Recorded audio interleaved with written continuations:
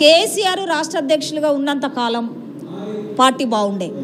ఎప్పుడైతే అమెరికా నుండి కొడుకు బిడ్డ ఆ తర్వాత సంతోష్ బాబు సడ్డకులు వాళ్ళ కుటుంబం ఎప్పుడైతే టీఆర్ఎస్ పార్టీలో ఎంటర్ అయినరో వాళ్ళ పార్టీకి నాశకాలం పుట్టింది.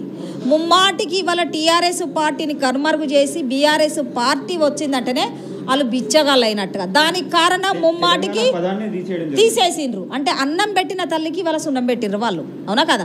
తెలంగాణ పదం మీదనే కదా వాళ్ళు ముఖ్యమంత్రి అయినరు, మంత్రులు అయినరు, అవునా కదా?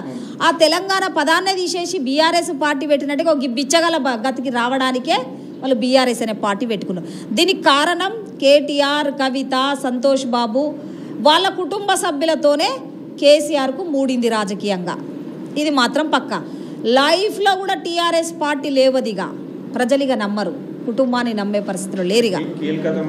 తప్పకుండా నేను అదే అంటున్నా, 4 కోట్ల తెలంగాణ ప్రజలకు క్షమాపణ చెప్పి రాజకీయాలకు దూరం ఉండడం బెటర్. ఎందుకంటే ఈ 2-3 రోజుల నుండి మీ ఛానళ్ళలోనే చూస్తున్నాం, దాదాపుగా టీఆర్ఎస్లో గెలిచిన ఎమ్మెల్యేలంతా కూడా, బీఆర్ఎస్ ఎమ్మెల్యేలంతా కూడా రకరకాల పార్టీలకు పోతున్నాం అనేది సమాచారం తెలుస్తుంది. కాబట్టి అందరు ఎమ్మెల్యేలు పోయి కేసీఆర్, కేటీఆర్ ఒక్కరు మిగిలే కంటే, హరీష్ రావు కూడా పోతున్నట్టుగా తెలుస్తుంది, 3-4 కుటుంబ సభ్యులు మిగిలే కంటే మీరు విదేశాలలో ఇక్కడ అక్రమంగా సంపాదించుకున్న పైసలను విదేశాలలో పెట్టుబడి పెట్టారు కదా, హరీష్ రావు పోయే పరిస్థితి ఉందంటారు కుటుంబాన్ని విడిచిపెట్టి?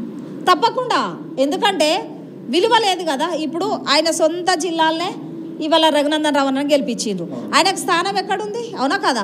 అంటే ఈ కుటుంబంతో ఉన్నన్ని రోజులు నైతికంగా విలువలు ఉన్నాయని పార్టీకి రాజీనామా చేసి ఇండిపెండెంట్గా ఉంటాడు కావచ్చు. మీలాంటి ఛానళ్ళనే మనం చూస్తున్నాం, అవునా కదా? ఏమున్నదని ఉంటారు అందులో, ఏమున్నదని ఉంటే కేటీఆర్ ఉండాలి, ఉంటే కవిత ఉండాలి. కవిత పోయి జైల్లో శిబ్బకుడు తింటుంది, ఉన్నోడు కేటీఆర్, అహంకారం తగ్గదు, అవునా కదా? మరి కాంగ్రెస్